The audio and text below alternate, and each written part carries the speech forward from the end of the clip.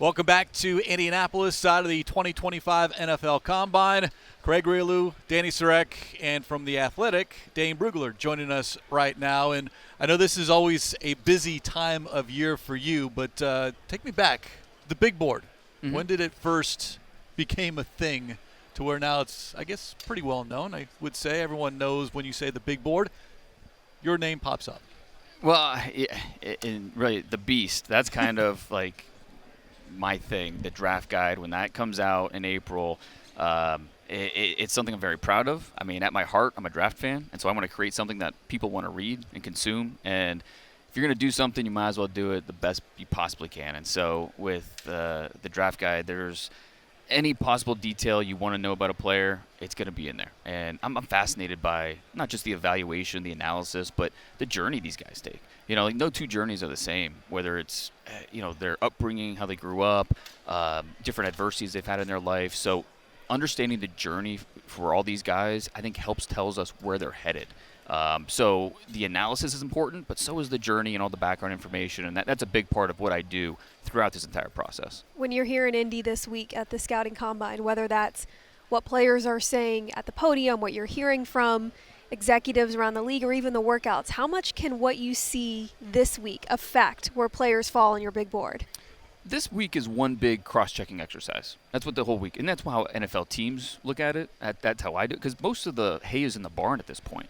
We had a full season of film. We've looked at all the film. Most of these guys we've already talked to, whether during the season or at the All-Star Games, Shrine Bowl, Senior Bowl. This here at the Combine, on the field and off the field, is about just checking the boxes. Like, hey, this guy's fast on film. Okay, he ran a 4.3. Check that box. Or maybe he wasn't as fast. And, if something is different here at the Combine than what you saw on film, then you need to go back and figure out, okay, what am I missing?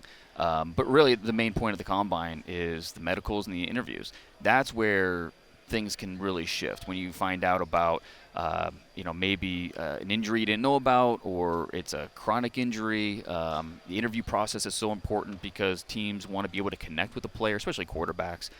So that's where we see the biggest movement, is not necessarily the on-field stuff, but the medicals and the interviews. That's why the Combine exists, and also what will create the biggest, ups and downs as teams formulate their draft board.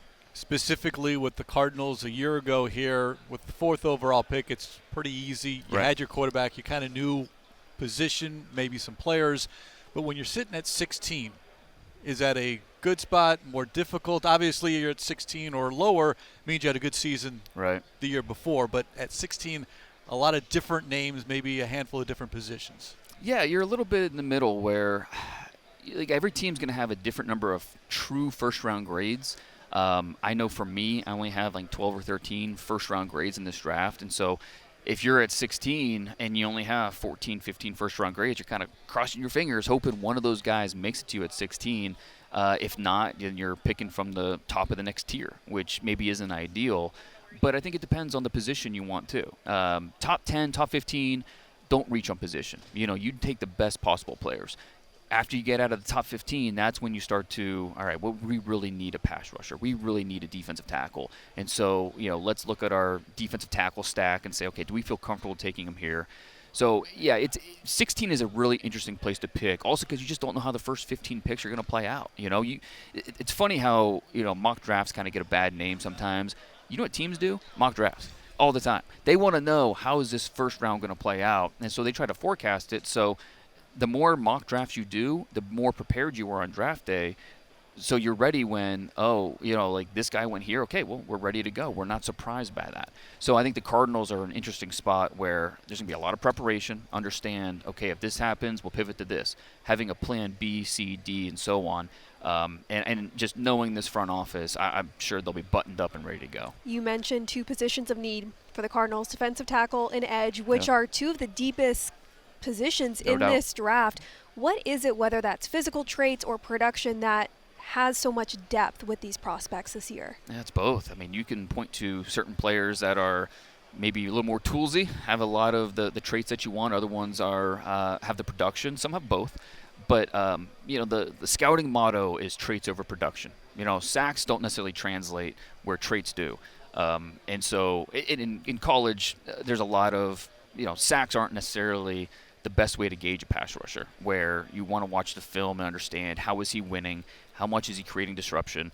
Shamar Stewart from Texas A&M is a great example of that in this draft, who he's 6'5", 280 pounds, 1.5 sacks this year. Never had more than 1.5 sacks in his 3-year career at Texas A&M. But when you watch the film and you see how much he is pressuring the quarterback, because at the end of the day, you want guys that affect the quarterback, plain and simple. Of course, you want him to get the sack, but as long as he's affecting the quarterback and making him move his feet, affecting his decision-making, that is what you want. And Shamar Stewart does that at a high level. He's going to have a big week this year. For a guy that's 280 pounds, I can't wait to see that 10-yard split. Is it going to be under? Is it going to be in the 1.5s? Anything under 1.65 is a good time. And at 280 pounds, if he's in the 1.5s, that'll be exceptional. So really excited to see him test. I think he might solidify himself as a top 16 type of player in this draft. A player like that, and there are others where the production might not be where you would like it. So as fans, you're looking at the stats and right. and then like players or like evaluators like yourself or front office are like, well, we don't care so much about the numbers, but what are we seeing on film? How do you, for fans out there, how do you kind of what to pay attention to with a player like that, especially along the defensive front? There's so much context involved with these conversations because, a guy like Shamar Stewart, he only had 1.5 sacks, but he led the team in pressures. So he was getting pressure on the quarterback. And you look at a guy like Mike Green from Marshall, who I like a lot, led the nation in sacks, but he also did most of his damage against Sun Belt competition, where a guy like Shamar Stewart was in the SEC facing SEC-level competition. So that factors into it as well. There's so much of that context is important when you try to break these guys down. And that's why teams will focus on the traits more than anything, because the level of play, the level of competition is so different. There's no Myles Garrett in this draft, the no-brainer traits and production. But there are a lot of good quality players that I think whether they go – it feels like that 16th pick is going to be trenches, right? I mean, whether it's defensive line, offensive line, inside, outside, feels like it's going to be a trench type of pick. And if they went offense, I think there's some good options there. If they went defense, there's good options. But it's especially the defensive line. If they want to wait till round 2, round 3, it's a position that's going to stretch out for them. I mean, General Manager Monty Ossenfort and head coach Jonathan Gannon have been vocal over the years about how much they value the trenches. And Ossenfort has drafted 4 offensive linemen in his tenure in Arizona. Talking a little bit about the depth of rounds 2 or 3 for a defensive tackle, what other positions could Cardinals fans maybe expect to see later on in the draft, day 2, maybe even early day 3, when you're looking big picture? Yeah, and I think tight end will stretch. That's one of the deepest positions this year. Running back is going to stretch. Also one of the deepest positions this year. It's interesting when you talk about team-specific because, I'm looking at over 300, all the players here, but most team boards are about 150 names. They're not that deep.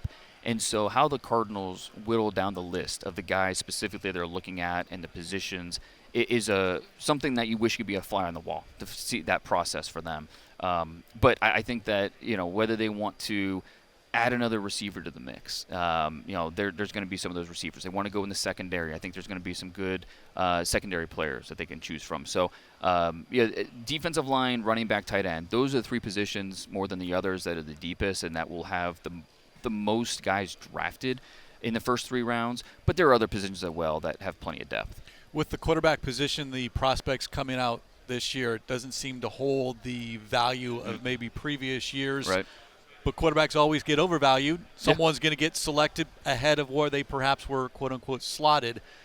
Is there a 3rd or a 4th quarterback that could potentially help the Cardinals to land a player of higher value at 16 than might have gone maybe in the top 10, but the quarterback, you can't win if you don't have a quarterback?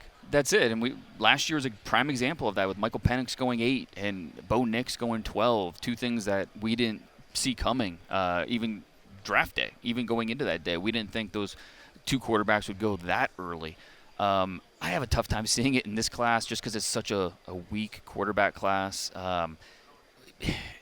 After you get past, Cam Ward's the favorite to be the first quarterback drafted. He actually reminds me a lot of Kyler. He's taller and not as fast, but just play style-wise, the way they like to play reminds me a lot of Kyler. Shedeur Sanders is a lightning rod in terms of where exactly he's going to land. Some teams like him, some teams not as much. And then who's going to be – he's not even guaranteed to be that second quarterback. Whether it's Jackson Dart or Tyler Shuck or one of these other quarterbacks, how these quarterbacks play out on draft weekend is something that I don't think anybody has a great feel for right now. Because in most years, quarterbacks go. But this feels closer to the Kenny Pickett year than last year. The Kenny Pickett year – everyone up until that draft was saying, I don't know whether they're going to go, but they're going to go. They're going to go. Quarterbacks always go. And, of course, we had one quarterback go in the first 73 picks that year. It won't be quite like that this year, but I think it's closer to that year than it is to last year when we had 6 in the top 12. So I have a tough time seeing more than 2 quarterbacks go in the first 15 picks this year. Revisiting the Cardinals draft from a year ago and the players that were selected that you were high on, some production, maybe not the impact of a Marvin Harrison Jr. We didn't see a lot of Darius Robinson, Max Melton, Isaiah Adams certainly later on in the season. We potentially could see them play more this season and seasons to come. But where do you see last year's draft class versus the production we saw in 2024? Yeah, and it's obviously you want that immediate impact, especially when you have a top 5 pick. And, the bar was set so high for Marvin Harrison Jr. It was going to be so hard for him to actually live up to what a lot of people expected out of him. He had a fine rookie year. I think a lot of their other picks were more for the future than necessarily a guy that's going to come in from right away and make a huge impact. So I'm interested to see a guy like Max Melton, who is a really talented corner, and see how he develops going into year 2.